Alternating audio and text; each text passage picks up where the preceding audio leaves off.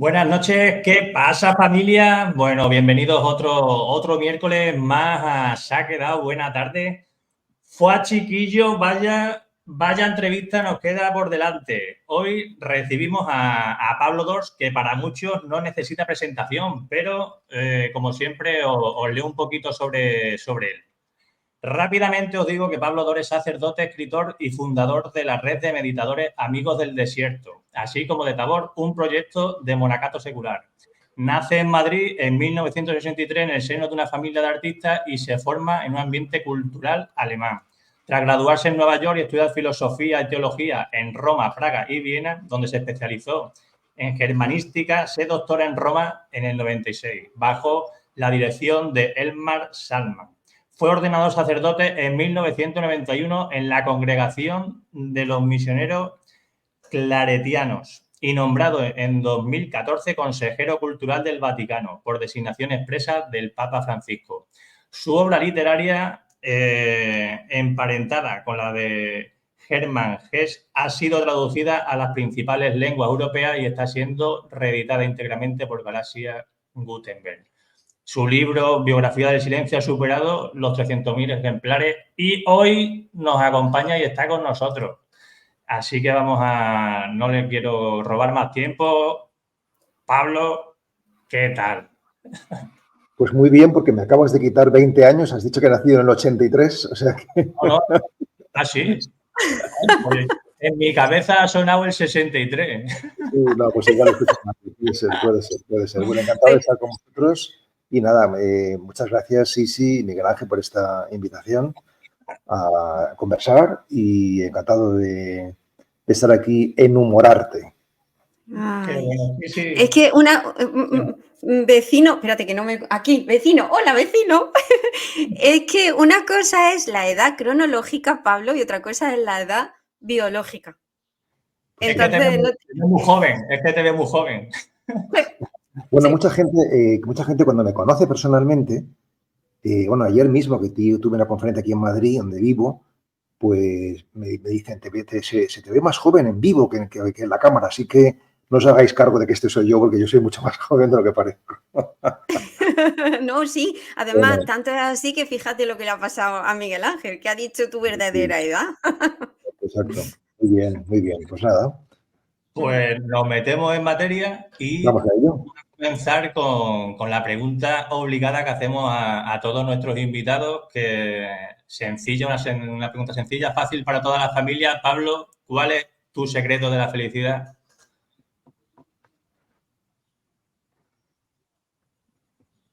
Lo primero que quiero decir es que a mí me gusta hablar más de fecundidad que de felicidad, ¿no? Porque creo que lo que realmente nos hace felices, o sea, es que las personas se alimenten de nosotros.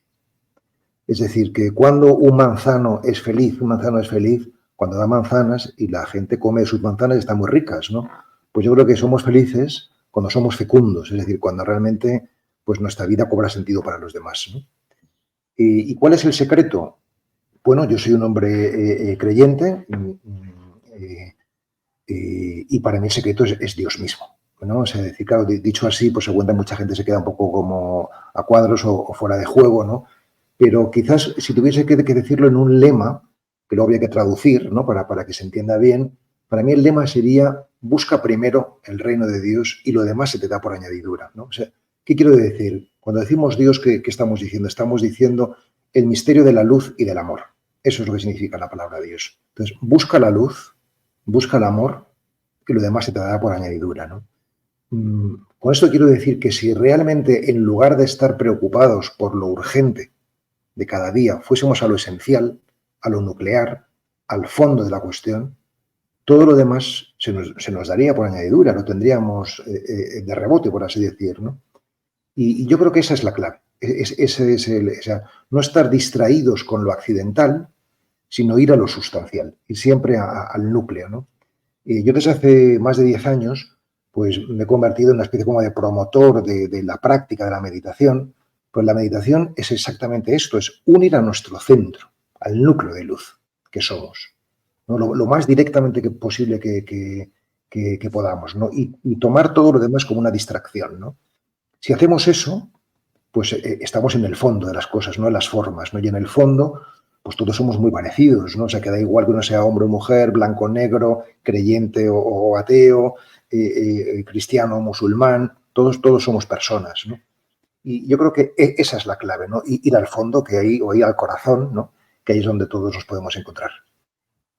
Y Pablo, ¿cómo fue tu primera experiencia de Dios? Porque supongo que no es una cosa que, bueno, habrá personas que nazcan con vocación de esa búsqueda, pero ¿cómo se encuentra una persona con eso? Yo creo que todos los seres humanos tenemos una vocación, es decir, una voz interior al espíritu, es decir, a lo trascendente, a lo que va más allá de la materia, más allá de lo visible, ¿no? Y luego, pues las tradiciones religiosas lo expresan de una manera o de otra, ¿no? Es decir, que el ser humano no se agota en lo corporal o lo instintivo, tampoco en lo mental, los deseos, ¿no? Sino que también tenemos un anhelo, una sed de plenitud que se podrá traducir de una forma o de otra, podrá encontrar un cauce de una tradición o no, ¿no? Pero eso siempre está ahí, ¿no? Yo tengo que deciros que yo fui un niño muy religioso desde mi más temprana edad, vamos, o sea, yo recuerdo, pues no sé, rezar con mucha devoción cuando tenía 6 o 7 años, por dar un ejemplo, ¿no?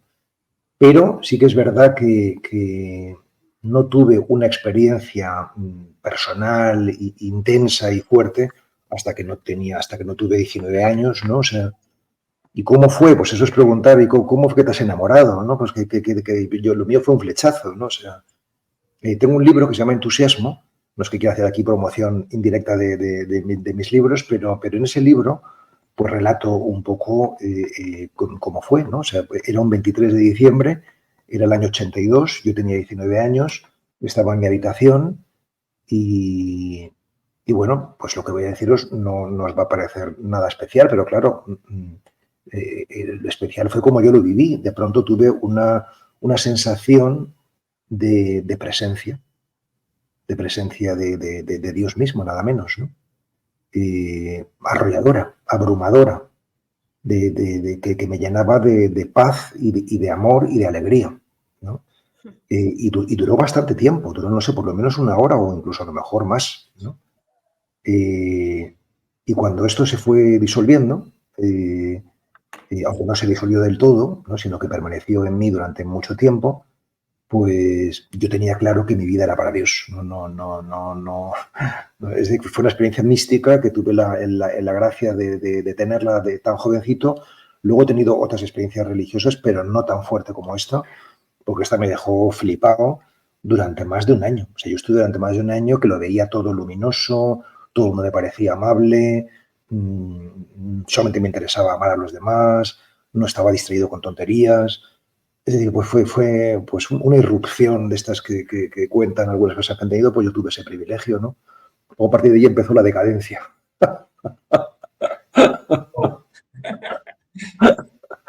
Sí, No, pero realmente es verdad que luego he tenido una búsqueda muy intensa en mi vida, ¿no?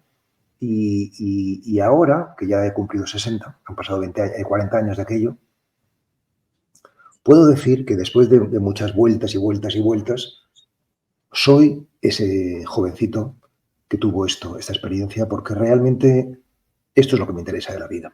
O sea, la vida me interesa pues amar a Dios y amar a las personas. Y todo lo demás pues me resulta totalmente prescindible y anecdótico. Y de hecho, bueno, estoy aquí por si algo de lo que digo puede servir para amar a Dios y amar a los demás. Seguro que sí, porque en tus retiros, Pablo, tú enseñas a replicar esa experiencia tuya. No, esa experiencia no se puede replicar porque eso es algo gratuito, ¿no? O sea, es algo que viene si Dios quiere, ¿no? O sea, es decir, que nosotros podemos ponernos en disposición para que, digamos, cultivar o cuidar la capacidad de escucha, de receptividad, y eso es la meditación, fundamentalmente, ¿no? O sea, o la contemplación en sentido más amplio, y eso sí que, digamos que desde hace 10 años, pues creé una asociación que se llama Amigos del Desierto para fomentar esta dimensión, ¿no? Que es una dimensión en la que estamos en mantillas, porque porque no es lo mismo que la dimensión psicológica o terapéutica, es la dimensión espiritual que tiene sus propias reglas, ¿no? O sea, por ejemplo, por entenderse la diferencia, ¿no? O sea, un psicólogo lo que quiere es que tú estés contento y estés bien, ¿no? O sea, mientras que un acompañante espiritual lo que quiere es que tú seas tú mismo, que es diferente. Es decir, que a veces el camino para ser uno mismo pues tiene sus dificultades y no siempre está uno bien, ¿no? O sea, que hay que diferenciar entre el bienestar, que en general busca la psicología, y el bien ser, ¿no? El ser, que es lo que busca la espiritualidad, ¿no? Y para eso, pues hemos de desidentificarnos de todo aquello con lo que nos hemos identificado, que es con nuestro cuerpo, con nuestros pensamientos, con nuestros sentimientos, con nuestras creencias y con tantas cosas, ¿no? Y por tanto es un camino largo, hermoso, intenso y donde, bueno, pues necesitamos guías o maestros o tutores, mentores que nos vayan abriendo el camino. Yo he tenido el privilegio de encontrar algunas personas que me han ayudado muchísimo. ¿Y se puede cambiar todas estas cosas superfluas por una comunicación con Dios habitual o constante? ¿Tú te sientes en continua comunicación con Dios? Continua no diría tanto, porque sería demasiado, pero sí, o sea, demasiado echarme flores a mí mismo, ¿no? O sea, pero sí bastante permanente. O sea, de hecho, lo que busca la espiritualidad, lo que busca el camino interior, es vivir en el aquí y en el ahora. Es decir, vivir en el presente. Que dicho desde un punto de vista religioso es vivir en la presencia. O sea, vivir en el presente es vivir en la presencia, ¿no? Es decir, que todos los ejercicios que uno hace, todas las prácticas, van encaminadas a estar en el presente, a estar consciente, ¿no? O sea, que realmente no entremos en el territorio de lo inconsciente o en el territorio de lo automático, de lo rutinario, sino que el día, la jornada, sea una obra de arte, ¿no? Es decir, haya entrega, ¿no? y apertura, ¿no? Porque al fin y al cabo estas son las dos actitudes fundamentales, ¿no? Recibir y dar, ¿no? La receptividad y la oblatividad, ¿no? Y eso es lo que llamamos vida o lo que llamamos amor, ¿no? El amor no es solo entre la capacidad de dar, también de recibir, ¿no? Ese flujo, esa dinámica, si está bien oxigenada y bien... entonces eso es lo que llamamos felicidad, ¿no? Normalmente a nosotros nos han educado mucho por una mala comprensión del cristianismo en que vivir es amar a los demás y no se ha insistido tanto en como a ti mismo, ¿no? Pero ese a ti mismo es igualmente importante, ¿no? Porque no podemos dar si no recibimos, ¿no? Y nos quemamos, ¿no? Y por eso es importante cultivar las dos dimensiones, ¿no? El inspirar y el expirar, ¿no? O sea, que la vida pues es una actualización de ese dinamismo fundamental que nos permite estar vivos y que es el dinamismo biológico de la respiración. Pablo, cuando hay muchísimas, no sé, muchísimas teorías sobre la vida, hay una teoría que circula mucho que le llaman la ley del espejo, que es que cada persona, cada cosa que tú ves, de alguna manera te está hablando de ti. Entonces, cuando aparece alguien que desenvuelve un tipo de comportamiento, si eso impacta en ti, de alguna forma te está señalando algo que está en ti, ¿no? Eso dicen. No sé cuál es tu punto de vista sobre esto. Yo la conozco como la ley de la correspondencia, pero en definitiva, a partir de lo que has explicado, es prácticamente lo mismo.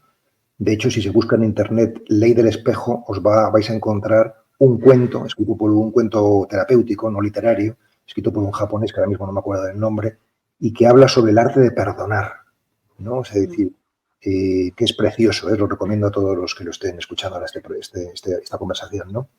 Pero sí, yo sí que creo que nosotros somos los artífices de lo que nos pasa, es decir, que no existe la casualidad, sino que más bien existe claro, yo como hombre creyente no puede ser de otra manera, ¿no? Existe un propósito de amor, un designio, una providencia, decimos en el lenguaje católico, ¿no?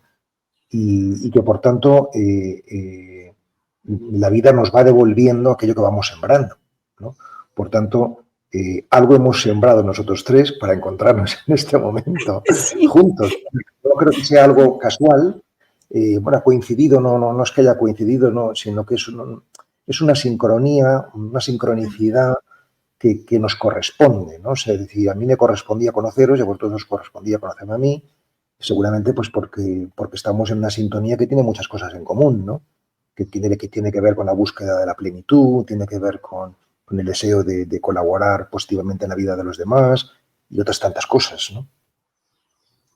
Esto es una bomba, ¿eh? Esto es una bomba porque, claro, porque nos saca de un territorio que nos ha hecho mucho daño, que es el territorio de la culpa, que es otra manera de decir el territorio de víctimas y verdugos, es decir, que las cosas, la gente nos hace daño, nosotros nos sentimos mal o hacemos daño, nos sentimos mal. En realidad, la cosa no es exactamente así, ¿no? Sino que no es que te hagan mal o bien, sino que todos los demás son ocasiones para que tú te hagas bien o mal a ti mismo, que es diferente. Qué bueno.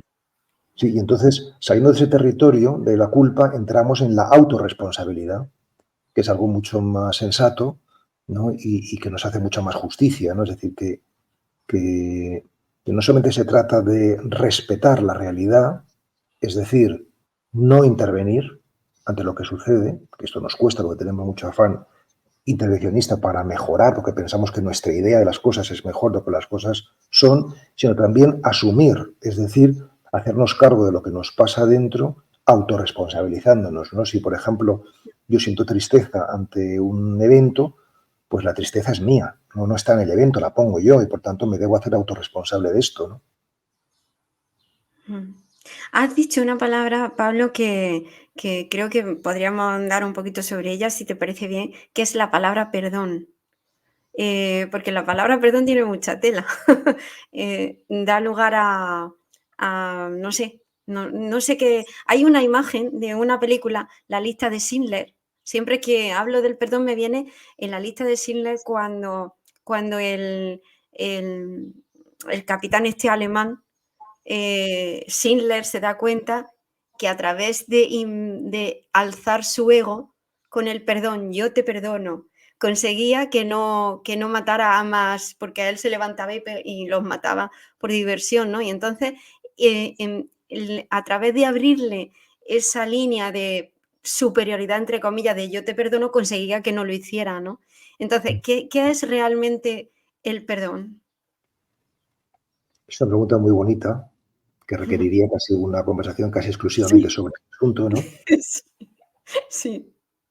Esta película que has mencionado es una película muy hermosa, muy intensa, para hacer un cineforum es estupenda, ¿no?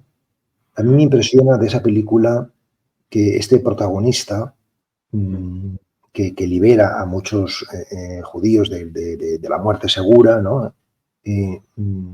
Al final está como muy abrumado porque no consigue liberar a más, que le habría gustado liberar Sí. a más, ¿no? O sea, a más personas, ¿no? Es un sentimiento muy humano, pero indica que todavía hay poca evolución espiritual. Hay un despertar moral que está muy bien, ¿no? O sea, decir que la mayoría de gente no la tiene, o sea, que ya es mucho, pero realmente cuando hay un verdadero despertar espiritual, no te sientes abrumado por la cantidad, sino que estás totalmente presente en la calidad de lo que tienes y eso justifica todo lo demás, ¿no? Es decir, que realmente no necesitamos hacer muchas cosas o salvar a muchas personas, sino que necesitamos hacer esto que estamos haciendo ahora, sea lo que sea, con amor. Y eso es suficiente. No hay que pensar en más, en mañana, ni nada por el estilo, ¿no? Dicho esto, yo tengo un gran maestro, que no es mi maestro, el que para mí ha sido más importante, que se llamaba, porque ya ha trascendido este mundo, se llamaba Franz Halix, era un señor húngaro, jesuita, y él tiene un libro maravilloso que se llama Ejercicios de Contemplación, y ahí hay un capítulo, el 8, que habla sobre el proceso del perdón, el arte del perdón. Él habla, por responder, ¿no?, a lo que me comentas, de 3 fases que nada más enuncia, no voy a explicar porque sería muy largo, pero una primera fase del perdón es querer perdonar, que Qué dice que bueno. no hay que tenerlo en poco. O sea, si tu hermano te ha quitado la herencia y todavía la tiene, querer perdonarle, sabiendo que tiene lo que te corresponde, querer perdonarle ya es mucho, ¿no? O sea, pero sin eso no se puede dar el siguiente paso, ¿no? O sea, el siguiente paso es mirar tu herida amorosamente, ¿no? Es decir, que solamente puedes pasar a la tercera fase, que sería ya, pues no sé, hablar con esa persona, buscar un abrazo, ¿no? O sea, solamente debes pasar a lo exterior si has hecho el trabajo interior. El trabajo interior es un trabajo contemplativo de mirar amorosamente, en este caso, por ejemplo, tu rabia o tu enfado o tu ira, porque te ha quitado lo que es tuyo, ¿no? Entonces, solamente cuando has mirado suficientemente eso para que esa herida se cierre realmente, ¿no? Podemos dar el paso a encontrarnos con él, ¿no? Y si no, el encuentro con él, con el que nos ofende, será siempre problemático, ¿no? Quiero contar, es un minuto, quiero contar una historia maravillosa sobre el perdón, sobre el verdadero perdón de Borges, ¿no? Que es la historia de Caín y Abel, que se encuentran milenios después del Edén, y entonces Abel le pregunta a Caín, ¿qué tal estás? Milenios después del Edén, ¿qué tal estás? Y Caín le responde, ¿no te acuerdas de que te maté? Y Abel responde, no, pero me acuerdo de que eres mi hermano. Este es el perdón. O sea, el perdón es el que realmente consigue olvidar la ofensa, porque hay tanto amor que desborda todo lo demás, ¿no? Claro, son palabras mayores, ¿no? ¿Puedo decir una última cosa del perdón? Claro, por favor. miles de últimas No cosas. quiero extenderme tanto porque si no, pues se harán demasiadas pocas preguntas, ¿no? Y a lo mejor os interesa que sea más picadito, ¿no? Más... No, para nada. Nos entregamos a lo que sucede. Sí, y lo que sucede es lo que conviene.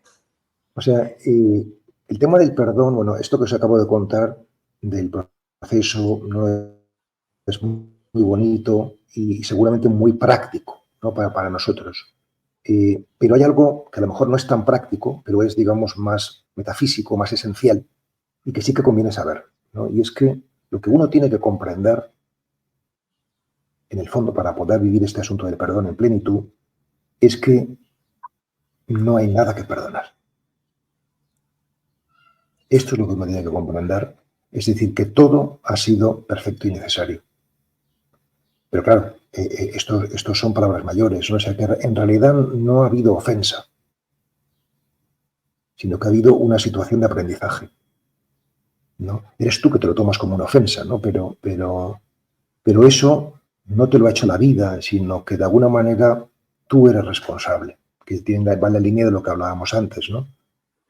Claro, hablar en estos términos no se puede hablar más que como estamos haciéndolo ahora, en una tertulia informal, pero cuando una persona está en pleno padecimiento no le puedes decir esto, porque entonces pues le abres más la herida y encima que lo pasas mal, pues le haces responsable, ¿no? O sea que esto se puede hablar en una tertulia, pero no en la situación de dolor. A las personas hay que darles presencia afectiva, afectuosa, silenciosa, de mucha escucha y no teorías, porque si no, pues eso no ayuda, ¿no? Claro, pues ese perdón entiendo que te lleva a una aceptación total, pero claro, no estamos, o por lo menos en esta sociedad, que es muy fácil indignarse. ¿Tú crees que es posible la aceptación? Es posible y es necesaria. Es decir, que sin aceptación no podemos hablar de amor. Es decir, la aceptación, como antes he apuntado, es respeto y asunción, las dos cosas, asumir y respetar, ¿no? Y a partir de ahí podemos hablar de amor, ¿no? Claro, nosotros queremos corregir la realidad y encima nos indignamos, ¿no? Pero eso no sirve. Eso lo único que hace es echar más leña al fuego, ¿no? Y yo comprendo que nos rebelamos, ¿no? O sea, pero nos rebelamos porque tenemos una serie de creencias de que las cosas tendrían que ser de otra manera, ¿no? Pero por eso realmente el proceso espiritual, el proceso interior, el camino de nacer al hombre nuevo, a la mujer nueva, supone una verdadera reconfiguración neuronal, es decir, una manera nueva de pensar, ¿no? O sea, es decir, donde ya no nos dejamos llevar por las creencias, sino por la sabiduría. La sabiduría es la verdad actualizada, integrada, ¿no? Y verificada, ¿no? Es decir, que si yo verifico que algo funciona siempre y siempre da buen fruto, eso es una afirmación sabia, eso es algo que realmente es decir, que realmente podemos aspirar a ese territorio de verdad y amor con mayúscula. Podemos aspirar, ¿no? O sea, es decir, en nuestra sociedad relativista, decir esto es un escándalo, pero sin embargo yo creo que hay que atreverse a decirlo porque la verdad se puede verificar. Es decir, si ese manzano, que decía antes en el ejemplo, siempre da manzanas buenas, es verdad que este manzano es bueno. Lo mires como lo mires, ¿no? Es decir, que el criterio para la verdad y para el amor es el fruto. O sea, si tú siempre das frutos buenos, eres un buen tío. Si de vez en cuando das frutos regulares o malos, pues bueno, todavía te queda un poco de camino, ¿no? ¿Es posible eso, Pablo? O sea, ¿es posible que estando encarnado? Porque yo no sé, tú antes has mencionado a tu Pablo de niño y a mí me gustaría haberlo conocido si tenía alguna inquietud o se hacía muchas preguntas de ¿por qué? ¿Por qué? ¿Por qué? Y si esta pregunta de ¿por qué? También llegó, o sea, si alguna vez te llegaste a preguntar el por qué Dios o el universo o lo que sea, o Dios, vamos a ponerle Dios, ¿por qué nos ha proyectado como seres humanos y ha construido toda esta forma de vida y todo este coqueteo con el dolor y tal? ¿Por qué? No sé si te lo has preguntado. Quiero deciros que yo era un niño muy, muy devoto, pero también bastante pillo, ¿eh? O sea, es decir, no así, o sea, súper piadoso y nada más así buenecito, no, era bastante travieso y además sí, se ve en las fotos de niño, pues se ve que sí, nada de niño buenecito, ¿no?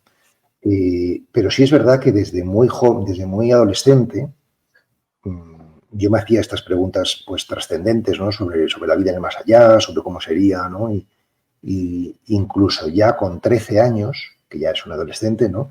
Ya me interesaba el mundo del orientalismo y con 14 me rapé al cero para meditar sin saber ni qué era meditar. Pues ya tenía yo esa historia, ¿no?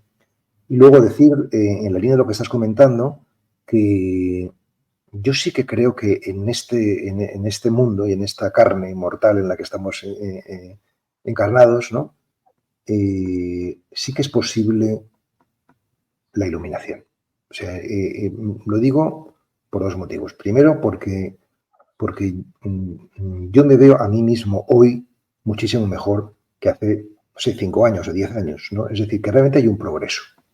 En el sentido de que pierdo menos el tiempo, no hago tonterías, voy más directo a las cosas que ayudan a los demás, o sea, necesito menos autoafirmación, en fin, todas estas cosas, ¿no? O sea, pero luego y sobre todo, porque conozco a algunas personas que están muy iluminadas, o sea, que realmente, por ejemplo, alguna dice, yo desde hace 5 o 6 años que nunca me enfado, que nunca sufro.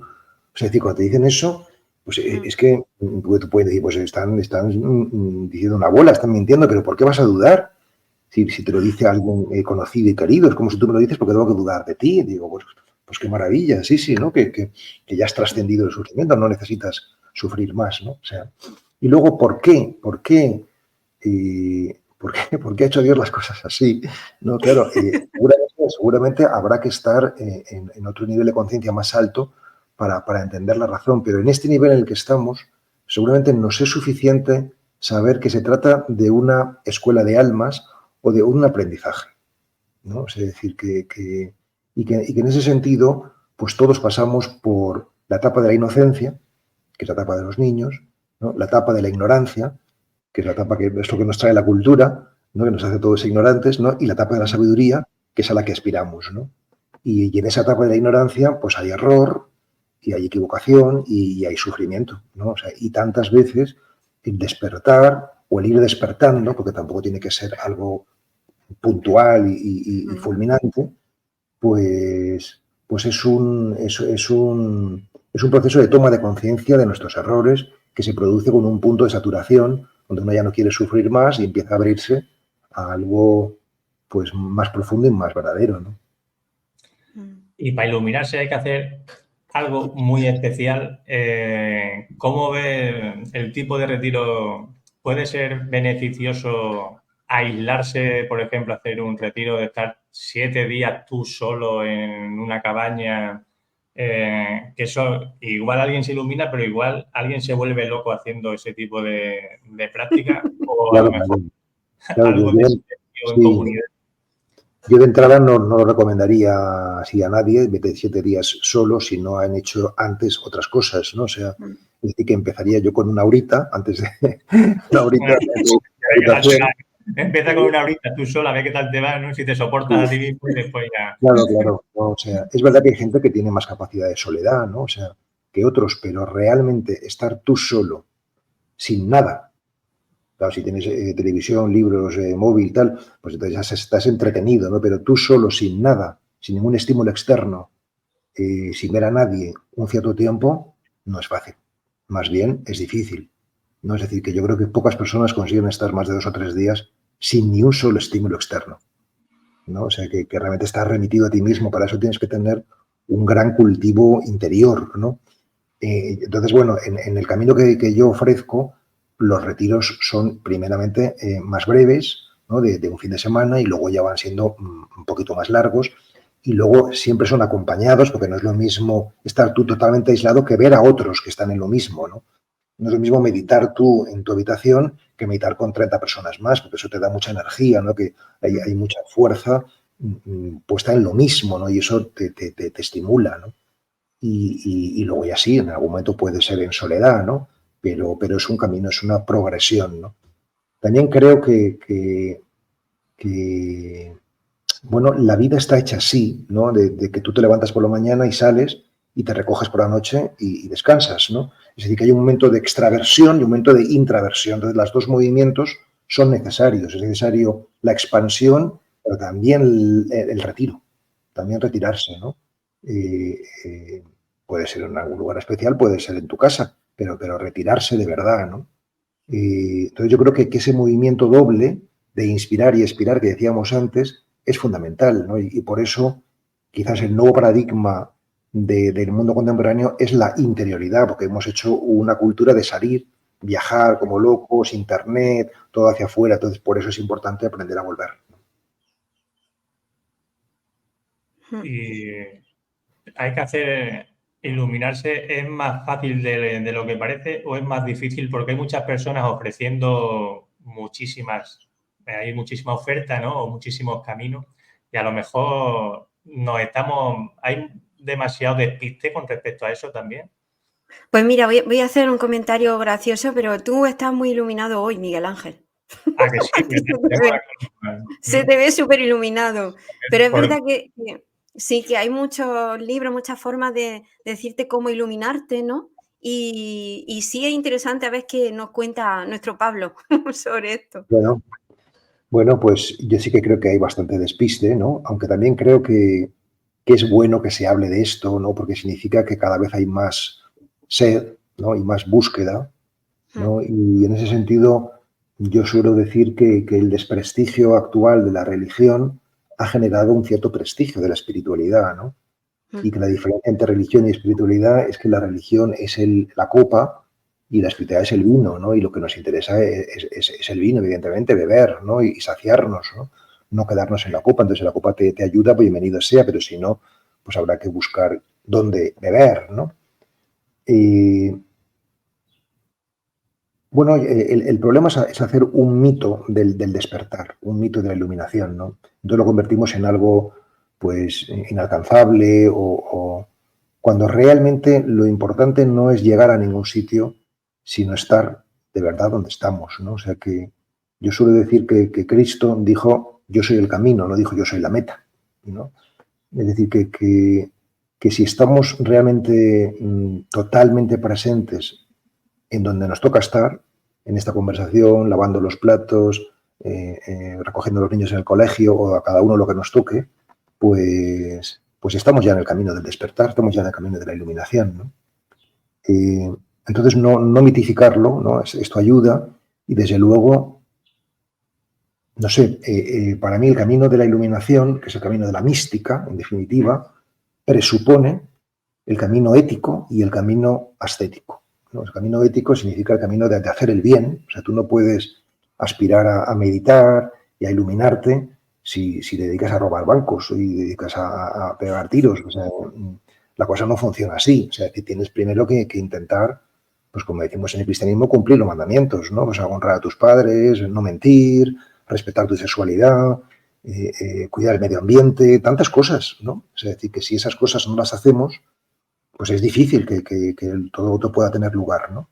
Y luego el camino estético, que tiene que ver con lo que hemos hablado antes de la desidentificación del cuerpo, del cuerpo emocional, del cuerpo físico y del cuerpo sentimental, ¿no? Lo mental y lo sentimental, ¿no?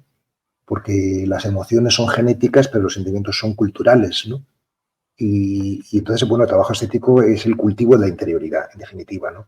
Y si haces esas dos cosas, ética y estética, entonces sí, ya puede haber un cierto, digamos, camino hacia el despertar, ¿no? Que no significa que tengas una experiencia cumbre como la que yo os he contado que tuve el privilegio de tener con 19 años, sino que significa que cada vez amas más a los demás, a ti mismo, a la vida, y por tanto eres más feliz. Esto es lo que significa. Y a lo mejor te pongo a poner un compromiso, Pablo, pero en un mundo que también está bastante sexualizado,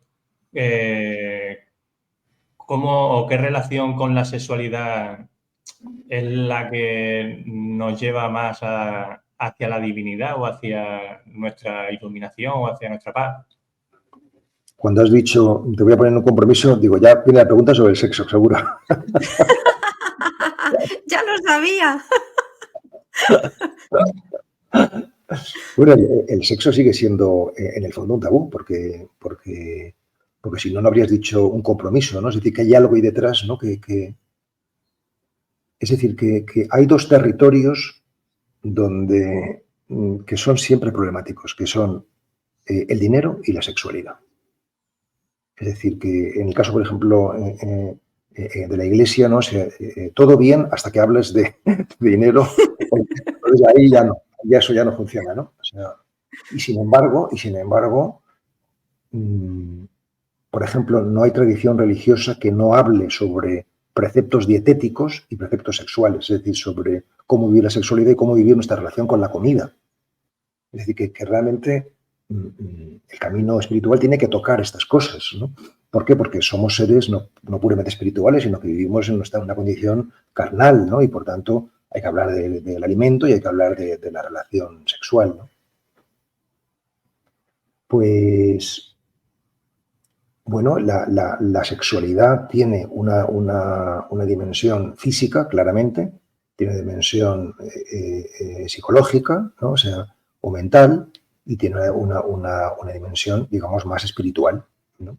Y evidentemente la persona más evolucionada, pues digamos que va viviéndolo desde esa clave, desde lo más significativo, relevante, que es lo espiritual, y no tanto desde lo más básico, primordial, que es lo físico, ¿no? Que lo incluye, ¿no? Ciertamente, pero lo trasciende. Es decir, que podemos vivir la sexualidad como los animales, puramente instintivo, el famoso aquí te pillo, aquí te mato, ¿no? O sea, decir bueno, que eso no es particularmente humanizador, ¿no? O sea, podemos vivir la sexualidad humanamente y es pues desde el deseo, ¿no? Y desde la búsqueda, desde los afectos, en definitiva, desde las emociones y sobre todo los sentimientos, ¿no? O sea, y eso pues es lo más habitual en una cultura civilizada, ¿no? Como la nuestra, o sea, que la cosa no se quede en lo instintivo, ¿no?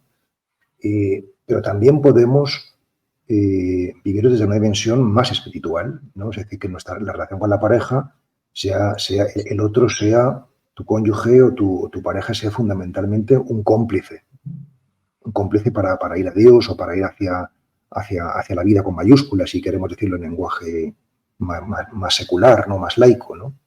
Es decir, que realmente el otro es un compañero o una compañera que Dios, la vida te ha dado, ¿no? Para que tú seas quien estás llamado a ser, ¿no? Y bueno, pues eso comporta también pues una convivencia, una expresión y lo que llamamos pues la sexualidad realizada, ¿no? O sea,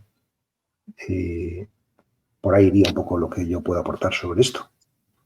Y ya que estamos haciendo como rompiendo tabúes, Pablo, ¿hay algún mérito en tener demasiado dinero o en tener demasiado poco dinero? ¿Hay una cosa que sea... Claro, eso que se asocia el dinero con que esta frase, ¿no? De si quieres saber cómo es fulanito, dale un puestecito, que va directamente relacionado con el poder y el dinero, ¿no? Entonces, esto, a ver, ¿qué nos dice sobre esto? Parece que cuando dice que la espiritualidad, una vez que se mete la abundancia o el dinero por medio, ya como que se materializa. Y se relaciona la espiritualidad con la pobreza, con el voto de pobreza y la escasez. Es una pregunta muy interesante y que nos puede llevar a pensar muchas cosas que a lo mejor pueden romper nuestra manera habitual de pensar, ¿no? Porque las cosas son ambivalentes, ¿no? Es decir, que hay verdad en muchas posiciones, ¿no? O sea, por ejemplo, es verdad que si yo hago algo por dinero, a mí personalmente me da menos fruto, funciona peor, por así decirlo, que si lo hago gratuitamente. Es decir, que si vosotros me decís, por esta conversación te vamos a dar 1.000 euritos y yo hago esto para que me deis 1.000 euritos, va a funcionar mejor que si no me dais nada, ¿no? O sea, es decir, si me dais nada va a funcionar mejor. ¿Por qué? Porque yo sí no tengo la motivación en un enriquecimiento personal, sino que la motivación está en la transmisión espiritual. Entonces, ahí es verdad que el dinero puede, no necesariamente, pero puede pervertir un acto espiritual o un acto de amor, ¿no? Porque ya le da otra motivación, en este caso pecuniaria, ¿no? O sea, esto es verdad. Pero también es verdad lo que llamaba la ley de la abundancia, ¿no? Es que si tú estás alineado con las leyes fundamentales, ¿no?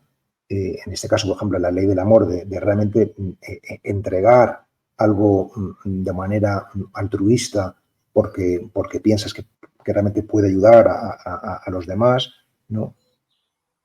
Te va a llover también en bienes materiales, ¿no? La gratitud, ¿no? O sea, es decir, que la vida te devuelve en forma de lo que necesitas aquello que tú entregas amorosamente, ¿no? Es decir, que uno de los frutos en los que podemos ver que estamos bien alineados, ¿no?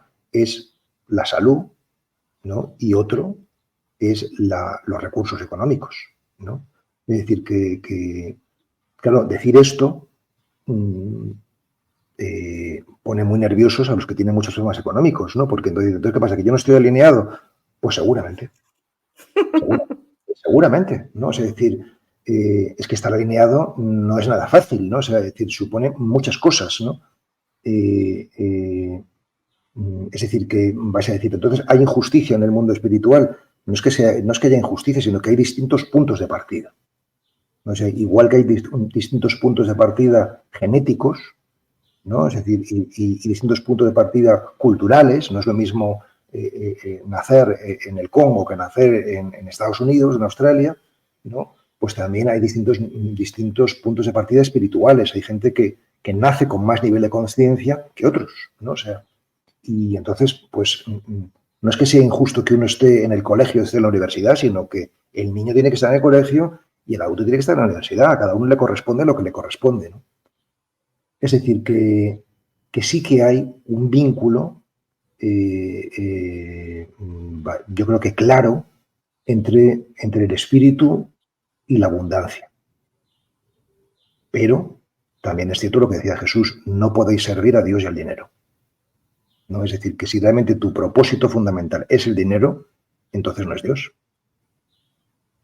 Por Bueno, es el amor. aclararlo, sí, es que a la hora de decir por aclararlo, ¿no? Porque todo lo que estás compartiendo va en la línea, entiendo, al decir que si te diéramos 1000 euritos, has dicho que sería mejor. Yo creo que ha habido ahí un baile de palabras y te refería a que era peor, ¿no? O sea, Sí, sí, sí, eso, por aclararlo. sí, sí, sí, Sí, sí, sí, sí. sí.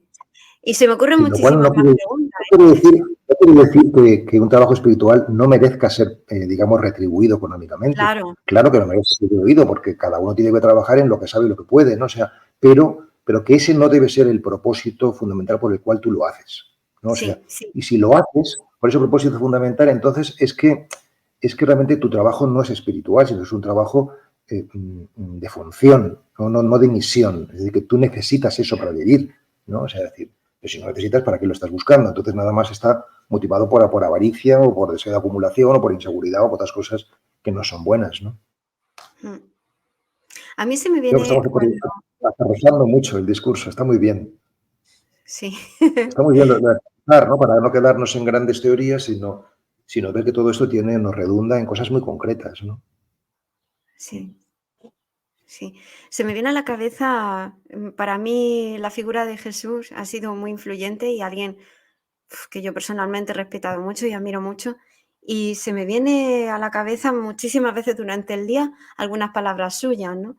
Y una de las que más estoy escuchando dentro de mí, por decirlo de alguna forma, escucho muchas, ¿no? Pero como hay tantísima, mucha sed por llegar a esa iluminación, a ese autodesarrollo y tal, hay muchísimas variantes, mucha gente que ofrece desde el amor su forma de recorrer este camino, ¿no? Pero también se me viene a la cabeza cuando él dijo que en los últimos tiempos iban a aparecer, o no sé si lo tengo bien entendido, falsos profetas.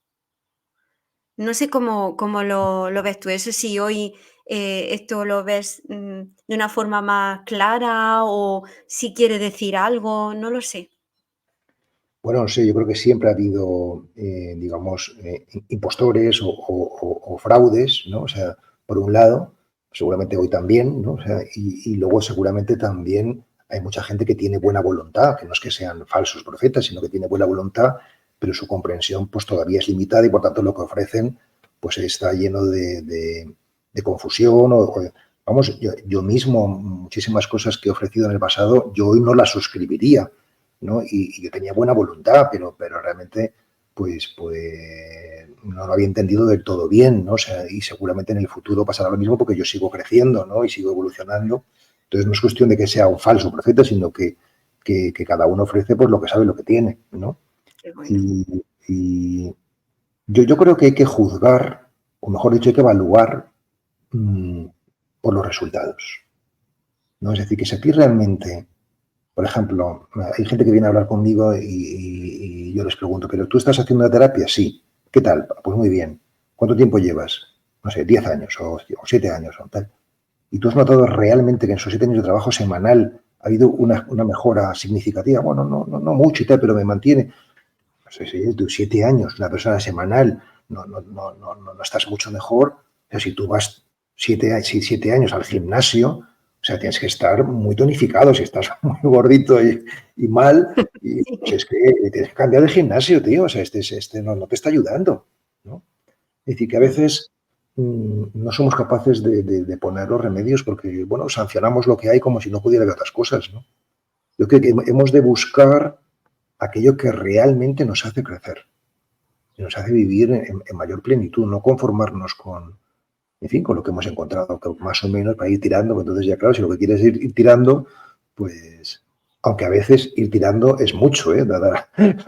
Soplar al vendaval que agarrarse a lo poquito que uno tiene puede ser sensato en algún momento, ¿no? Pero como actitud vital, quizás global, quizás no. Pues bueno, nos quedamos con... Es que se nos pasa el tiempo volando, Pablo. Llevamos ya casi la hora, llevamos 50 minutazos ya de conversación. Pero ha sido Y estupendo, vamos. Tampoco hay que digamos, atiborrar, ¿no? Con información y con... Aparte que, Uf, bueno, madre mía. lo principal siempre, como siempre digo, no es la información, o sea, todas las ideas que hemos lanzado, que son muchas, sino la transmisión energética. ¿no? Es decir, lo que uno se queda no son tanto las ideas, sino el desde dónde se habla, cómo, lo que inspira esa voz o esa palabra o ese gesto, ¿no? Eso es lo esencial al final. Pablo, hay algo que ya evidentemente no da tiempo porque creo que es para extenderse bastante, que a mí me encantaría si en un futuro nos pudiera abrir de nuevo hueco, porque es hablar de... nosotros muchas veces, yo a los adultos cuando los veo con hijos, yo misma tengo hijos, creo que somos la puerta del mundo para esas nuevas almas, ¿no? Y creo que hay que tocarse la piel y ser muy consciente de esto y hablar de la crianza de los niños, de cómo poder hacerlo, de la importancia y abrir esa sensibilidad y esa, no sé, querer ser pulcro, ¿no? A la hora de tratar con una nueva alma, ¿no? Entonces, me encantaría si para más adelante, en otro momento, pudiéramos compartir sobre este tema.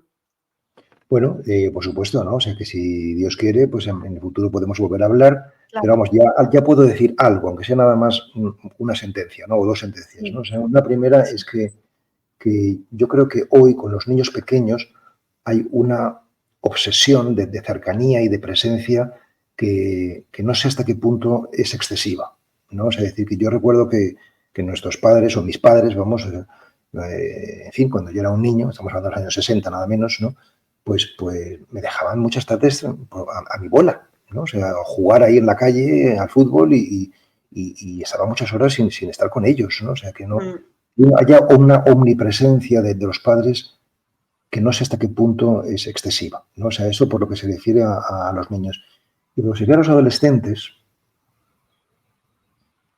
pues voy a decir algo que los adolescentes se van a poner muy contentos y los padres se van a llevar las manos a la cabeza, ¿no? Pero que creo que a nuestros adolescentes tenemos que dejarles un poco en paz.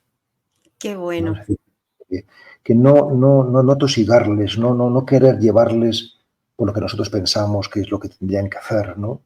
Sino que porque toda la energía que derrochamos en lo que pensamos que ellos tendrían que hacer, no la invertimos en lo que nosotros tendríamos que hacer, ¿no? O sea, Qué bueno. y que si realmente nosotros hacemos nuestro camino, ese va a ser el mejor testimonio y la mejor ayuda para que ellos hagan el suyo, ¿no?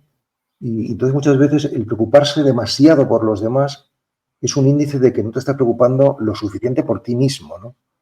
Y eso es lo que yo le diría a muchos padres respecto a su agobio con los adolescentes, ¿no? Madre mía, se me ha puesto el pelo de punta. Me ha encantado. Me ha encantado. Bueno, nosotros estamos convencidos de que una frase en el momento adecuado puede cambiar una vida. Uf, y, sí. y hoy se han concentrado muchos mensajes de un valor, de mucho valor importantes que pueden ayudar a muchas personas. Como estamos terminando y queremos saludar también a Juan de, si os parece, Sí. vamos a darle paso. Juan es un amigo mío que también forma parte de la red de Amigos del Desierto y que es un crack de persona y nada, que nos diga lo que tenga que decirnos. Juan de, pues estaría fenomenal. Juan de, ¿cómo lo hemos hecho? Hola, Miguel. ¿Qué te parece? Ha sido un placer escuchar a Pablo, escucharos a vosotros, las preguntas. Y hay una cosa que me gusta a mí cuando escucho a Pablo, y es que una de las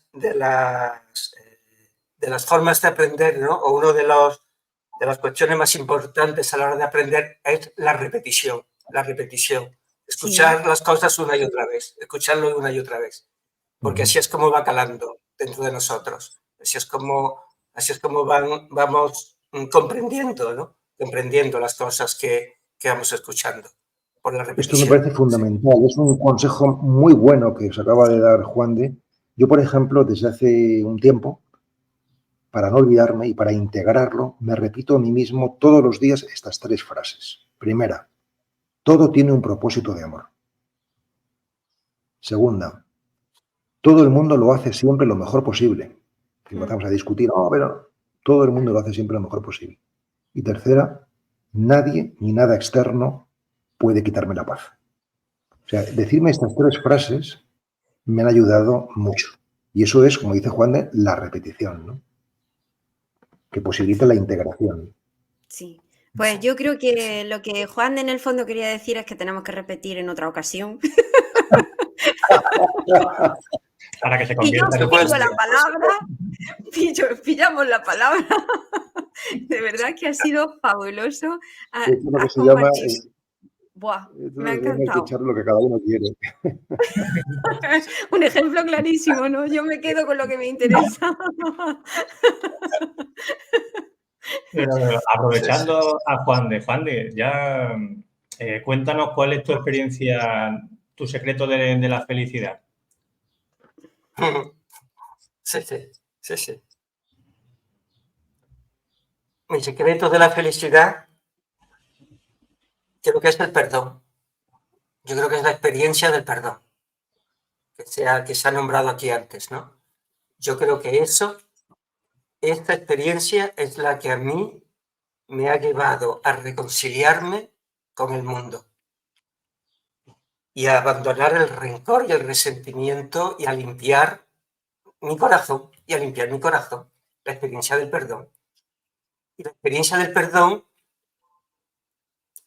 nos lleva a elevar nuestro nivel de conciencia, porque a través del perdón podemos amar, podemos amarlo todo, podemos aceptarlo todo y podemos llegar a sentir esa felicidad, ¿no? Porque la felicidad al final no es otra cosa que la paz interior. La felicidad es la paz interior. Vivir en verdad. Y el perdón además nos libera. Es que si supiéramos lo que nos libera el perdón, es que perdonaríamos con enorme facilidad. Si es que la libertad está en el perdón. Si es que es lo que nos hace libres. Es lo que nos hace libres, joder. Sí, decía Shakespeare, una frase, tenía que decía, ámame u ódiame, lo que quiera. Si me amas, viviré en tu corazón. Y si me odias, viviré en tu mente. Eso es. Entonces, claro, Eso es. el perdón es liberación total porque ya no eres preso del rencor. Ese rencor que no te Eso deja vivir, que no te deja interpretar la vida. Y tenemos al final donde vibramos. Si yo estoy en el rencor y creo que lo que me estás diciendo, fijaros, voy a contar una cosa y ya termino. En un sitio donde yo vivía había una vecina que decía que el conserje le tenía manía porque de todo el rellano a la única que no le recogía la basura era ella. Y a raíz de eso se establecieron una relación entre los dos horrible. Y yo al tiempo me di cuenta, ostras, digo, a mí tampoco había veces que no me recogía la basura y jamás me lo tomé como algo personal. Y yo tuve una relación con el conserje genial. O sea, es tomarte las cosas de forma personal desde el rencor, pensar que todo el mundo va a hacerte daño, en lugar de presuponer. O sea, lo que ha dicho Pablo, de que todo el mundo hace lo que puede, lo mejor que puede dentro de lo que puede hacer. ¿Por qué va a tener que ser la gente mala, no? Entonces eso te relaja mucho. Sí. El rencor nos hace esclavos. Y nos hace esclavos precisamente de la cosa a la que le tenemos rencor. Es locura.